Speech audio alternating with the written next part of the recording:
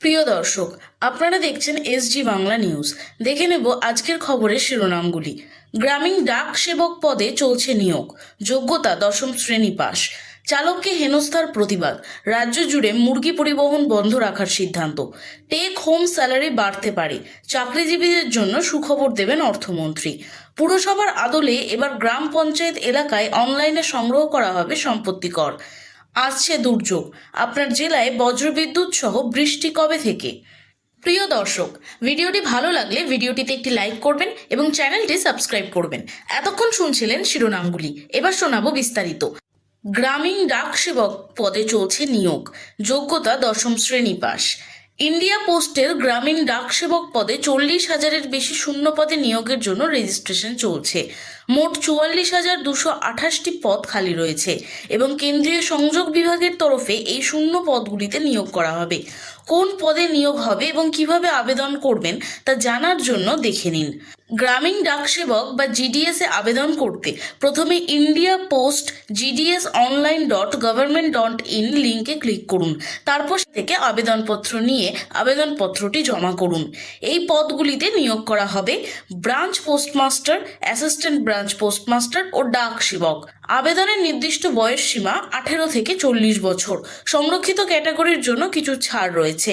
আবেদনকারীর ন্যূনতম শিক্ষাগত যোগ্যতা 10ম শ্রেণী পাশ হতে হবে এবং অঙ্ক ও ইংরেজিতে পাস মার্কস থাকা বাধ্যতামূলক। তাই যারা এই সুযোগ নিতে চান তারা দ্রুত ওয়েবসাইটে গিয়ে আবেদন প্রক্রিয়া সম্পন্ন করুন। চালককে হেনস্থার প্রতিবাদ, রাজ্য জুড়ে মুরগি পরিবহন বন্ধ রাখার সিদ্ধান্ত। মুরগি পরিবহন বন্ধ রাখার সিদ্ধান্ত নিল বেঙ্গল পোল্ট্রি ট্রেডার্স অ্যাসোসিয়েশন। তাদের একটি গাড়ি বেলদা থানা এলাকায় আটক করে রাখা হয়। কাগজপত্র চেক করার নামে চালককে হেনস্থা ও মারধর করা হয়েছে বলে অভিযোগ উঠেছে পুলিশের বিরুদ্ধে। এই ঘটনার প্রতিবাদে তারা মুরগি পরিবহন বন্ধের সিদ্ধান্ত নিয়েছেন। অনির্দিষ্টকালের জন্য মুরগি পরিবহন বন্ধের এই সিদ্ধান্তের ফলে রাজ্যে মুরগির মাংস সরবরাহে বড় প্রভাব পড়তে পারে বলে আশঙ্কা করা হচ্ছে। বৃহস্পতিবার মধ্যরাত থেকেই এই সিদ্ধান্ত কার্যকর হবে। সোমবার এক সাংবাদিক সম্মেলনে West Bengal poultry traders association এই নির্দেশিকা জারি করে। 11 জুলাই বৃহস্পতিবার মধ্যরাতে বেলদা থানা এলাকায় পুলিশের দ্বারা একটি মুরগি পরিবহনকারী গাড়ি আক্রান্ত হয় বলে অভিযোগ। বেঙ্গল পোল্ট্রি ট্রেডার্স অ্যাসোসিয়েশনের দাবি, গাড়ির বৈধ কাগজপত্র থাকা সত্ত্বেও সেটিকে দীর্ঘক্ষণ আটকে রাখা হয়। পুলিশের বিরুদ্ধে অভিযোগ উঠেছে যে কাগজপত্র দেখার অজুহাতে চালকের সাথে জুলুমবাজি ও মারধর করা হয়েছে। আহত চালক সমীর ঘোষকে প্রথমে বেলদা হাসপাতালে নিয়ে যাওয়া হয় এবং পরে আশঙ্কাজনক অবস্থায় মেদিনীপুর সদর হাসপাতালে ভর্তি করা হয়। সমীর ঘোষ শালবনী এলাকার বাসিন্দা। এই ঘটনার পরিপ্রেক্ষিতে বেলদা থানার আইসি, পশ্চিম মেদিনীপুর জেলার এসপি এবং নবান্নে মেল মারফত অভিযোগ জানিয়েছেন অ্যাসোসিয়েশনের কর্মকর্তারা। কোনো প্রতিক্রিয়া না পাওয়ায় সোমবার বিকেলে পাঁশকুড়ার মেছো গ্রামে বিভিন্ন জেলার প্রতিনিধিদের নিয়ে বৈঠক করেন তারা। বৈঠক শেষে এক সাংবাদিক সম্মেলনে ওয়েস্ট বেঙ্গল পোল্ট্রি ট্রেডার্স অ্যাসোসিয়েশনের কর্মকর্তারা জানান, আগামী 18 জুলাই বৃহস্পতিবার মধ্যরাত থেকে রাজ্য জুড়ে অনির্দিষ্টকালের জন্য মুরগি পরিবহন বন্ধ থাকবে। তারা আরও জানান, পুলিশের জুলুমবাজি ও অত্যাচার বন্ধ না হলে আগামী দিনে তারা আন্দোলনের পথে যাবেন। রাজ্যের সব জেলাতেই মুরগি পরিবহন বন্ধ রাখা হবে এবং বিভিন্ন হোটেল ও রেস্তোরাঁতেও মুরগি সরবরাহ বন্ধ থাকবে। তাদের এই সিদ্ধান্তের ফলে রাজ্যে বড় প্রভাব পড়তে পারে বলে মনে করা হচ্ছে। চলে আসবো পরের খবরে। টেক হোম স্যালারি বাড়তে পারে, চাকরিজীবীদের জন্য নতুন খবর। নতুন আয়কর আইনের আওতায় যারা কর জমা করেছেন তাদের ওপর বাজেটের পর টিডিএস কম কাটা হতে পারে। এর ফলে কর্মীরা আরও কিছু টাকা হাতে রাখতে পারবেন। তৃতীয়বারের জন্য মোদী সরকার ক্ষমতায় ফিরেছে। এই তৃতীয় মেয়াদে প্রথম পূর্ণাঙ্গ বাজেট পেশ করতে চলেছেন অর্থমন্ত্রী নির্মলা সীতারামন। মনে করা হচ্ছে এই বাজেট চাকরিজীবীদের জন্য ভালো খবর আনতে পারে। আগামী সপ্তাহে কেন্দ্রীয় অর্থমন্ত্রী বাজেট পেশ করবেন এবং এতে চাকরিজীবীদের টেক হোম বেতন বাড়ানোর ব্যাপারে আলোচনা হতে পারে। একটি সংবাদ প্রতিবেদন অনুসারে এবারের বাজেটে চাকরিজীবীদের আয়কর স্ল্যাবে বদল আসতে পারে। এই পরিবর্তনটি প্রতিটি আয়কর নাগরিকের উপকারে আসবে বলে আশা করা হচ্ছে এবং তারা হাতে বেশি টাকা রাখতে পারবেন। একই সঙ্গে নাগরিকরা আশা করছেন বাজেটে অতিরিক্ত কর ছাড়ের কথা বলা থাকবে। প্রতিবেদন বলছে, যারা নতুন আয়কর আইনের আওতায় কর জমা করছেন তাদের ওপর বাজেটের পর টিডিএস কম কাটা হতে পারে।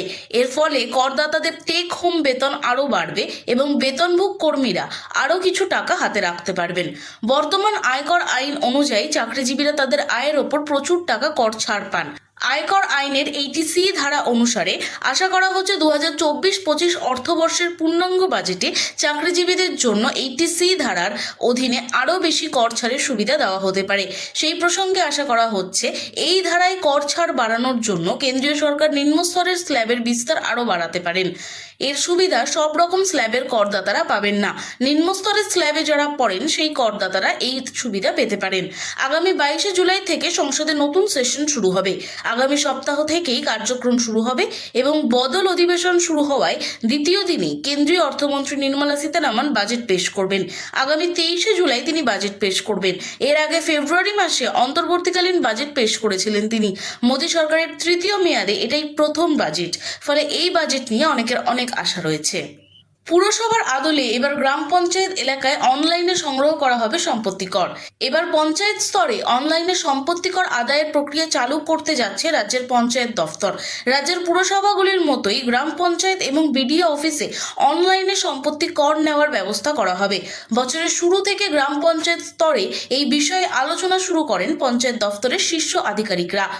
কোন গ্রামীণ এলাকায় কি ধরনের পরিকাঠামো প্রয়োজন তা নিয়ে ব্লক ও গ্রাম পঞ্চায়েত অফিসগুলির পরিস্থিতি যাচাই করা হয়। লোকসভা ভোট মিটে যাওয়ার পর গ্রামীণ প্রশাসনে অনলাইনে সম্পত্তি কর আদায়ের বিষয়টি অগ্রসর হয়েছে পঞ্চায়েত দফতর। ইউপিআই নির্ভর লেনদেন পদ্ধতির মাধ্যমে গ্রামীণ জনতা পঞ্চায়েত অফিসে থাকা কিউআর কোড স্ক্যান করে সম্পত্তি কর জমা দিতে পারবেন। পঞ্চায়েত দফতরের আধিকারিকদের মতে এই নতুন পদ্ধতি চালু হলে উপকৃত হবেন রাজ্যের প্রায় 7 কোটি মানুষ। বর্তমানে পঞ্চায়েত এলাকায় ট্রেড লাইসেন্স, বিল্ডিং প্ল্যান সহ বিভিন্ন কাজ অনলাইনে হলেও সম্পত্তি কর আদায় এখন অফলাইনে করা হয়। এবার সেই ব্যবস্থাও অনলাইনে রূপান্তরিত হচ্ছে। নতুন এই পদ্ধতি প্রসঙ্গে পঞ্চায়েত দফতরের এক আধিকারিক বলেন, এই নিয়ম চালু হয়ে গেলে পঞ্চায়েত দফতর কেন্দ্রীয়ভাবে সম্পত্তি কর সংগ্রহের ওপর নজরদারি চালাতে পারবে। এতে রাজস্ব আদায়ও অনেকটাই বাড়বে। সব কর আদায়ের ক্ষেত্রেই রাজ্য সরকার অনলাইন পদ্ধতিকে বেশি সুবিধাজনক বলে মনে করছে, তাই এই ক্ষেত্রেও সেই পদ্ধতি চালু হয়েছে। গ্রামীণ জনতাকে অনলাইনে সম্পত্তি কর প্রদান করতে 3 কিস্তিতে কর দেওয়ার সুবিধাও দেওয়া হবে, যাতে পঞ্চায়েত স্তরে নতুন এই পরিষেবা দ্রুত জনপ্রিয় হয়ে উঠতে পারে। চলে আসবো আমাদের শেষ খবরে।